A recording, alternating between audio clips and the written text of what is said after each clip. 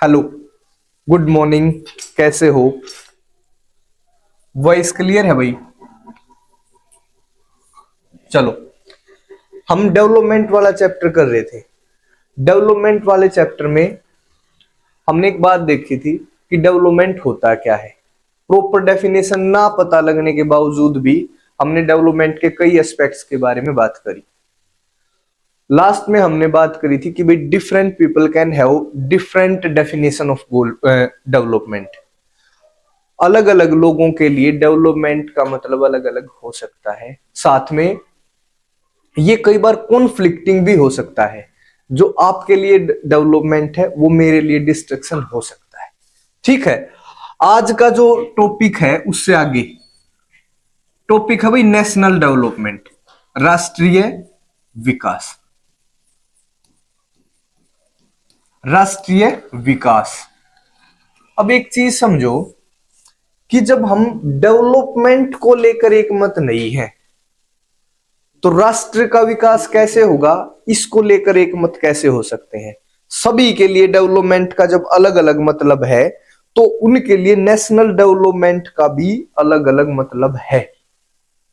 समझ के देखिए, आपके लिए नेशनल डेवलपमेंट का मतलब हो सकता है कि भी आपके देश की जो अर्थव्यवस्था है, उसकी जो जीडीपी है, वो एक रेगुलर स्पीड से बढ़ती रहे।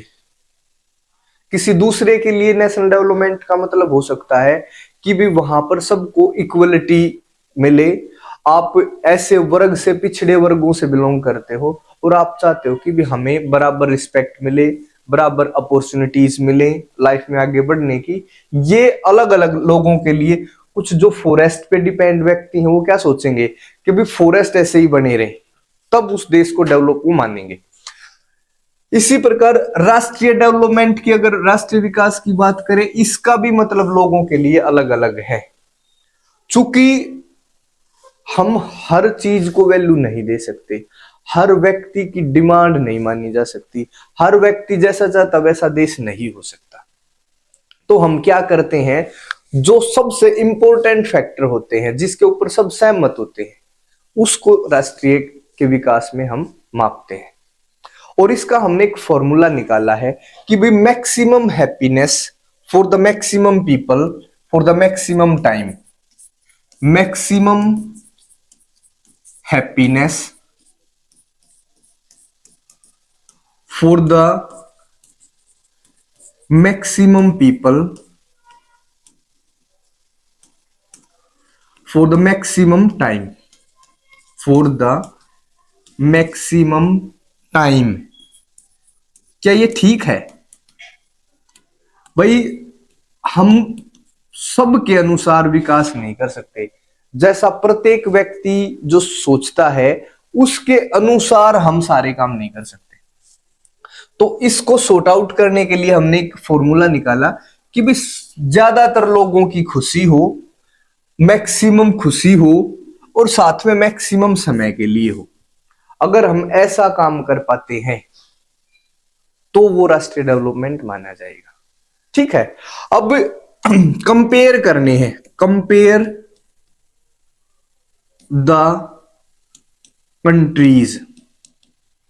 हमें देशों को कंपेयर करना। भाई आपने सुना है कि वो डेवलप देश है, वो डेवलपिंग कंट्री है। जैसे इंडिया के बारे में क्या बोला जाता है, India is a developing country, विकासशील देश है। America is a developed country, वो विकसित देश है। और अफ्रीका के बहुत सारे देश ऐसे हैं जिसमें वो अल्प विकसित है या अंडर डेवलपमेंट है। ठीक है, तो हम उनको कंपेयर किस आधार पे करते हैं जब डेवलपमेंट की प्रॉपर डेफिनेशन हमारे पास नहीं है। अब देखिए, आप अपनी क्लास का एग्जांपल लें। क्लास है, इसको कंपेयर करना है क्लास में बच्चों को। अगर कंपैरिजन करना भी, सबसे इंटेलिजेंट बच्चे ढूंढो भाई इंटेलिजेंस के आधार पर। इंटेलिजेंस, तो आप क्या क्राइटेरिया लेकर आओगे कि भाई जिसके मार्क्स ज्यादा हैं, जो क्लास में परफॉर्मेंस अच्छा करते हैं, वही तो होगा ना इसमें। ठीक है, अगर मैं कहूं भाई स्पोर्ट्स के आधार पर कंपेयर करो, तो आप क्या कंपेयर करोगे? जो बच्चे इंटेलिजेंट है वो स्पोर्ट्स में भी इंटेलिजेंट होंगे? नहीं होंगे। जिनका फिजिकल जो बॉडी है वो अच्छी है, जो खेल में अच्छे हैं, जो किसी भी अन्य स्पोर्ट्स में ठीक है, फिर उसके आधार पर उन बच्चों का कंपेयर करा जाएगा। अगर आपको कंपेयर करना है भाई डांस के हिसाब से, भाई ये देखना है डांसर एक टीम निकालनी है क्लास से, तो क्या आप उन बच्चों को निकालोगे जो इंटेलिजेंट ज्यादा है? नहीं। क्या आप उन बच्चों को निकालोगे जो स्पोर्ट्स में ज्यादा इंटरेस्ट लेते हैं? नहीं। डांस के अलग क्राइटेरिया है। जब भी हमें किस बच्चों को कंपेयर करना होता है तो जिस हिसाब से कंपेयर करना है, अलग अलग कंपैरिजन के लिए डिफरेंट डिफरेंट इंडिकेटर्स होंगे, डिफरेंट डिफरेंट इंडिकेटर्स, कि भाई आप इंटेलिजेंस लेवल को कंपेयर कर रहे हो या उनके स्पोर्ट्स में कैसी एक्टिविटी है, स्पोर्ट्स में वो कैसे हैं इसको कंपेयर कर रहे हो, या फिर डांस में कैसे हैं इसको कंपेयर कर रहे हो। ये बात क्लियर है? जो कंपैरिजन करना है हर कंपैरिजन के अलग इंडिकेटर होंगे। क्लियर है भाई? अब डेवलपमेंट के आधार पर देशों को कंपेयर करना है, तो हमने क्या कर रखा है, जो इसके लिए सबसे जो इंपॉर्टेंट है ना इंडिकेटर है, जो इनकम ले रखा है, इनकम ऑफ डिफरेंट कंट्रीज। हम क्या करते हैं, अगर देशों को कंपेयर करना है तो उनकी इनकम को कंपेयर करेंगे। इनकम क्या होती है? जो टोटल जो धन कमाया जाता है वहां के नागरिकों के द्वारा, किसी देश में जितने भी लोग रहते हैं, ठीक है, total income of all the residents, जितने भी वहां व्यक्ति रहते हैं, ये क्या होगी? Total income of the country. अगर हम किसी देश को दूसरे देश के साथ कंपेयर करेंगे तो हम क्या करते हैं, उन देशों की इनकम को कंपेयर करते हैं। क्या ये ठीक है इंडिकेटर? क्या इनकम के आधार पर हम देशों को कंपेयर कर सकते हैं? एक बार समझिए, मान लिया एक देश है जिसमें है 100 आदमी, और एक देश है जिसमें है 5। अब इन 100 के पास 111 इतनी ऐसे संपत्ति है, तो टोटल इस देश की इनकम कितनी हो जाएगी? 100। क्लियर है? अब यहां है 5, अगर इनकी, अगर मैं कहूं इसकी भी 10 है, इसकी भी 10 है, इसकी भी 10 है, इसकी भी 10 है और लास्ट वाले की भी 10, इनकी टोटल इनकम कौन सी होगी? 50। तो इस अगर इनकम को बेस बनाए तो इस वाले की इनकम ज्यादा है कि नहीं? तो इसका मतलब ये ज्यादा डेवलप्ड देश होगा। तो टोटल इनकम को हम इसका इंडिकेटर पूरी तरीके से नहीं मानते, फिर हम क्या करेंगे, एवरेज इनकम को मानेंगे भाई। एवरेज इनकम, एवरेज इनकम का मतलब है एक व्यक्ति एवरेज कितना कमाता है। इसको हम पर कैपिटा इनकम भी बोल सकते हैं, पर कैपिटा इनकम मतलब प्रति व्यक्ति आय, और औसत आय। ठीक है, ये किसके बराबर होगी? Total income of the country. भाई ये फार्मूला ना बहुत बार पूछा गया है एग्जाम में। Divide by total population.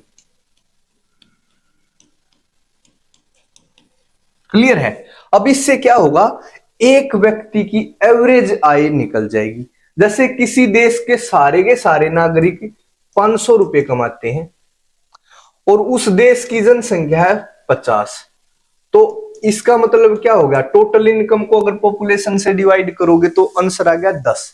तो इसका मतलब क्या है, एक व्यक्ति कितने कमाता होगा? एवरेज 10। 50 आदमी है, 10-10 के हिसाब से 500 हो गए, ठीक है। यहां पे अब देखो, इसमें एवरेज इनकम देखो 100, ये तो टोटल इनकम होगी,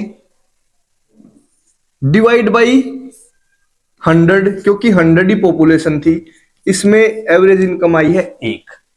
यहां पर देखो टोटल इनकम कितनी आई थी अपनी 50, डिवाइड बाई पॉपुलेशन कितनी मानी थी 5, अब कितनी आई है 10। एवरेज इनकम यहां 1 है, यहां 10 है, तो इसकी एवरेज इनकम ज्यादा है, इसकी एवरेज इनकम ज्यादा है, तो ये ज्यादा विकसित देश होगा। क्लियर है भाई ये बात। हमने क्या किया है कि हम जब दो देशों को उनके विकास के आधार पर कंपेयर, उनकी तुलना करना चाहें, तो हमने एक इंडिकेटर निकाला, भाई उन देशों की इनकम को निकाल लो। इनकम का मतलब है सारे के सारे नागरिक जितने कमाते हैं। अब सारे नागरिक हो सकता है भाई एक देश में ज्यादा जनसंख्या है और उसमें आदमी कमा रहे हैं, एक देश ऐसा छोटा उसकी कम जनसंख्या है और उसमें भी आदमी कमा रहे हैं, तो इससे क्या होगा, दो कंपेयर करे हमने। मान लिया एक देश है जिसकी जनसंख्या है 100 और 100 ही टोटल उनकी इनकम है, तो इसकी टोटल इनकम आ गई 100। अब यहां पे है 5 आदमी, इनकी अलग अलग की है 10-10, तो टोटल आ गई 50। अब अगर टोटल इनकम की बात करें तो इसकी ज्यादा है, क्योंकि इसकी 100 है और इसकी 50 है। पर तुम सोच के देखो इन दोनों में से कौन सा देश बेटर है।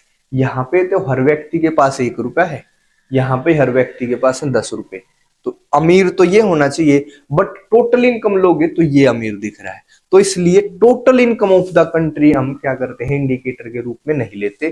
फिर दूसरा क्या करा, एवरेज इनकम। एवरेज इनकम का मतलब होता है पर कैपिटा इनकम। पूरे संसार में पर कैपिटा इनकम को ही कंसीडर करा जाता है।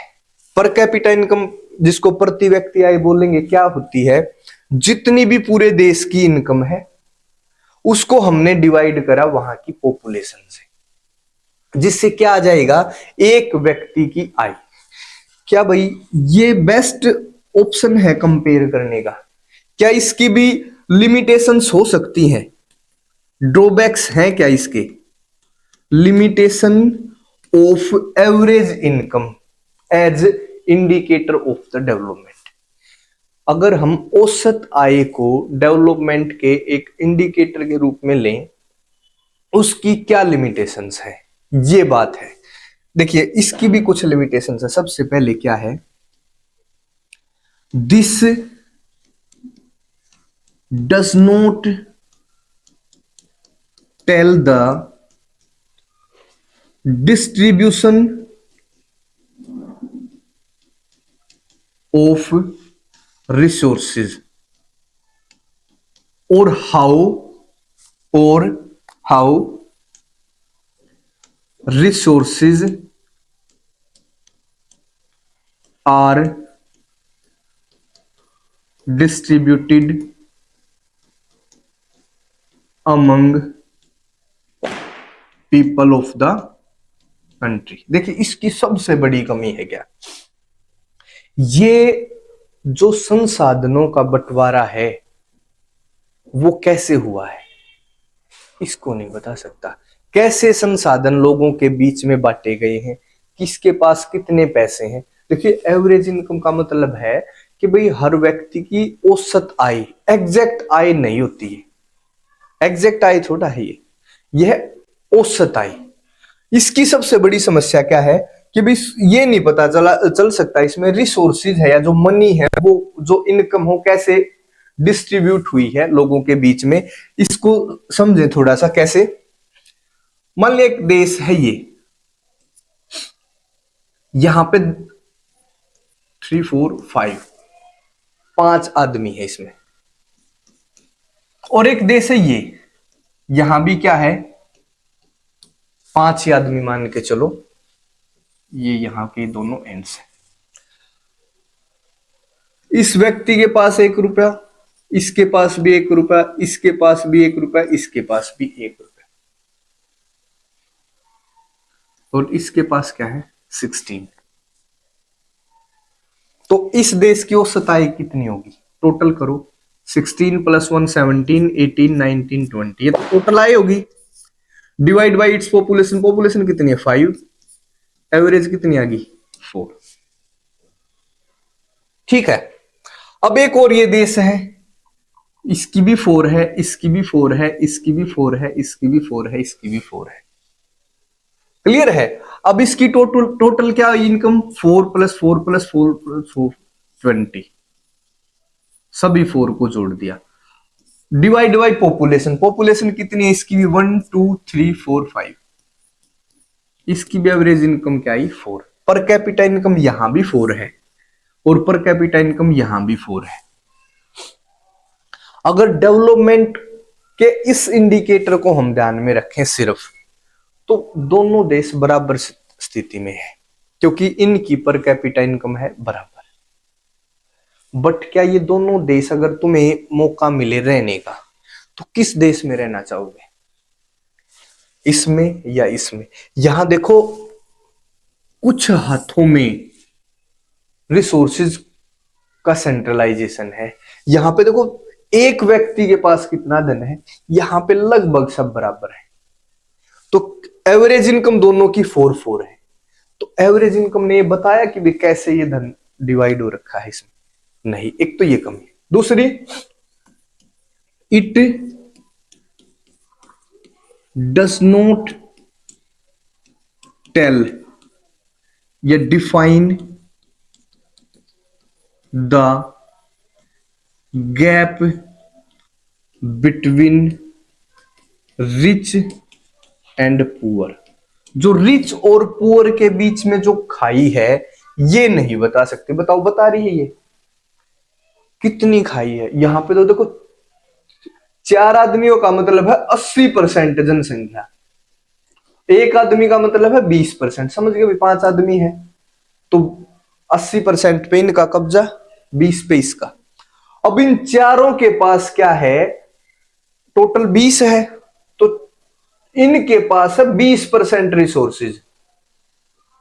80%, यहां का मतलब देखो 80% लोगों के पास है 20% और यहां 20% के पास है 80% रिसोर्स।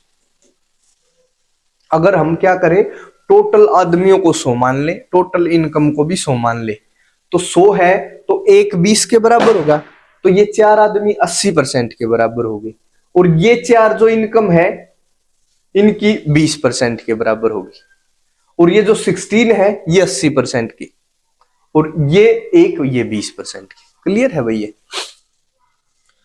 80% पॉपुलेशन के पास है 20% रिसोर्स और 20% पॉपुलेशन के पास है 80% रिसोर्स। तो क्या ये अमीर और गरीब के जो बीच गैप है उसको एवरेज इनकम डिफाइन कर पा रही है? नहीं। एवरेज इनकम का ये एवरेज इनकम के साथ हमारे यहां पे समस्या है। और कोई समस्या भैया एवरेज इनकम को लेकर अगर हम बात करें?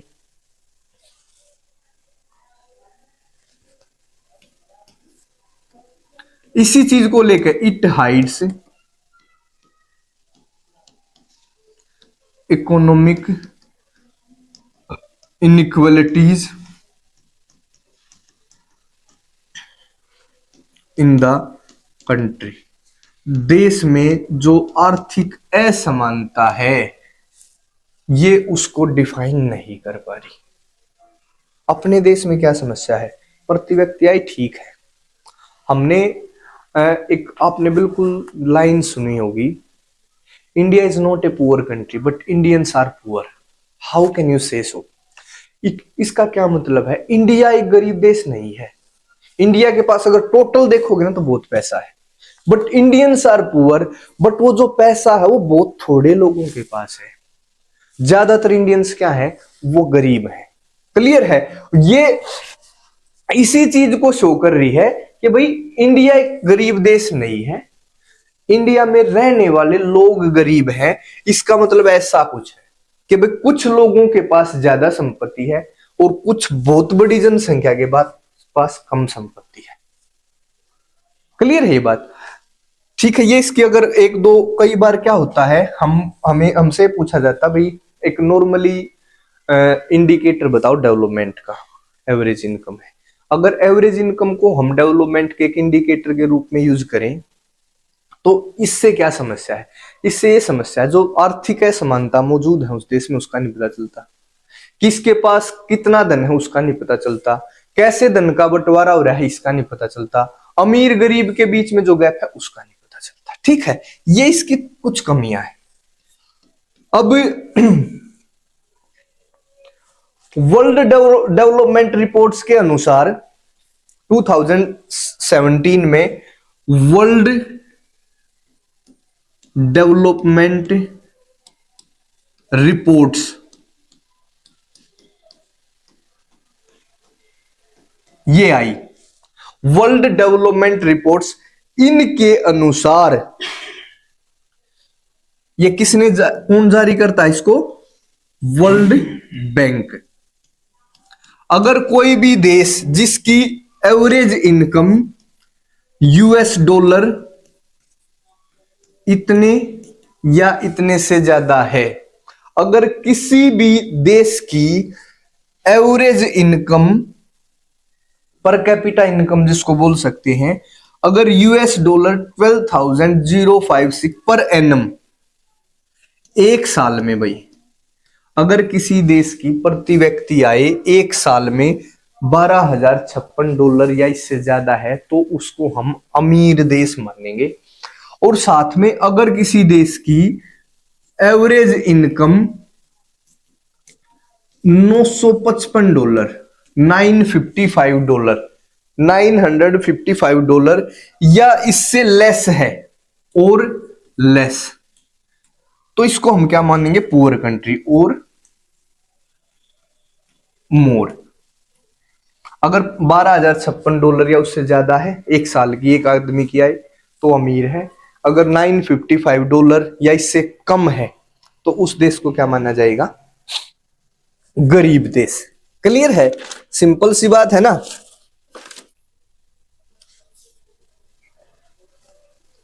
अब कुछ और क्राइटेरिया की बात करेंगे, वो जो दूसरे क्राइटेरिया है उनको नेक्स्ट क्लास में करेंगे। यहाँ पे आज क्या हमने पढ़ा है इसको एक बार रिवाइज कर लेते हैं, थोड़ा थोड़ा सिलेबस करेंगे। इससे क्या होगा, आप उसको इजीली रिवाइज भी कर लोगे, जब करना होगा उसके इजीली नोट्स भी बना सकते हो। मैं नहीं चाहता कि बड़ी क्लासेस से आप है ना सिर्फ एसएसटी में ही लगे रहो, दूसरे सब्जेक्ट भी आपको करने होते हैं, तो इसलिए फिर ये डिसाइड करेगा कि भी थोड़ा थोड़ा बस हमारे पास ये पूरा साल है, धीरे धीरे हम सिलेबस को करेंगे और साथ में उसको रिवाइज करते चलेंगे। हमने आज पढ़ा है नेशनल डेवलपमेंट के बारे में। सबसे पहले पढ़ा नेशनल डेवलपमेंट होता क्या है? एक राष्ट्र का विकास। अब राष्ट्र का विकास, जैसे लोगों के लिए विकास का अलग अलग मतलब है, इंडिविजुअल अगर वो विकास की बात करें तो उनके लिए राष्ट्रीय विकास का भी अलग अलग मतलब है। और हम सब के ओपिनियन को वैल्यू नहीं दे सकते क्योंकि हर व्यक्ति का अलग ओपिनियन है। तो हमने क्या कोशिश करी, कुछ ऐसे इंडिकेटर निकालने जिससे मैक्सिमम हैप्पीनेस मिले मैक्सिमम लोगों को मैक्सिमम समय के लिए। ऐसा कुछ फॉर्मूला निकालने की कोशिश करी। फिर how we compare countries on the basis of development, कैसे हम लोगों का को विकास के आधार पर क्या उनके विकास को कैसे कंपेयर कर सकते हैं। भाई इसके लिए हमने क्लास का एग्जांपल लिया। अगर क्लास में हमें इंटेलिजेंस लेवल के आधार पर बच्चों को कंपेयर करना है तो हम देखेंगे भी किसके कितने मार्क्स हैं, उसकी स्टडी में कैसी परफॉर्मेंस है, किस सब्जेक्ट में वो कितना ज्यादा अच्छा है, अच्छी परफॉर्म करता है। अगर हमें क्लास में बच्चों को कंपेयर करना है कि कौन एथलेटिक्स है, कौन स्पोर्ट्स में जा सकता है, इस आधार पे तो हम क्या देखेंगे, उसका स्पोर्ट्स के प्रति एटीट्यूड देखेंगे, उसका स्पोर्ट्स के प्रति एप्टीट्यूड देखेंगे। क्लियर है? अगर हमें देखना कि बच्चे क्लास में डांसर कैसे हैं या भाई गाने वाले कितने हैं, उस आधार पे कंपेयर करना तो हमें कुछ अलग इंडिकेटर के हिसाब से उसको देखते हैं।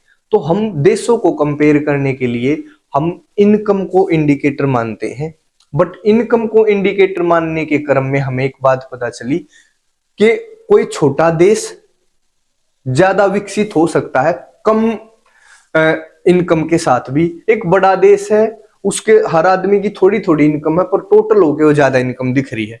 तो इससे हम देशों को एग्जैक्टली कंपेयर नहीं कर पाते। इस चीज को छोड़ के फिर हमने एवरेज इनकम को लिया। एवरेज इनकम का मतलब है total income of the country divide by population of the country. ये फार्मूला कई बार पूछा गया है। उससे क्या पता चलेगा, एक देश में एक व्यक्ति कितना कमाता है। ये एक अच्छा इंडिकेटर माना जाता है, बट अपने आप में ये भी परफेक्ट नहीं है, क्योंकि इसकी भी कुछ कमियां हैं। सबसे पहली कमी क्या है, ये समाज में या देश में व्याप्त जो आर्थिक असमानता, इकोनॉमिक इनइक्वालिटी है, उसको अच्छे से नहीं बता सकता। अमीर और गरीब के बीच के गैप को डिफाइन नहीं कर सकता। तीसरा, ये नहीं बता सकता कोई जो अपने देश के रिसोर्सेज हैं वो कैसे लोगों में डिस्ट्रीब्यूटेड है और किसके पास कितने रिसोर्स हैं। ठीक है। और world development reports world bank के द्वारा जो इश्यू करी जाती है, 2017 में क्राइटेरिया डिसाइड करा गया कि भाई कोई भी देश अगर वहां का प्रति व्यक्ति आय एक साल के अंदर $12,056 या उससे ज्यादा है तो उसको अमीर देश माना जाएगा। अगर कोई देश जिसकी $955 है पर एनम प्रति व्यक्ति आय तो उसको हम गरीब देश मानेंगे। ठीक है। इसके बाद का जो क्लास है वो कल करेंगे। ठीक है। Thank you, bye.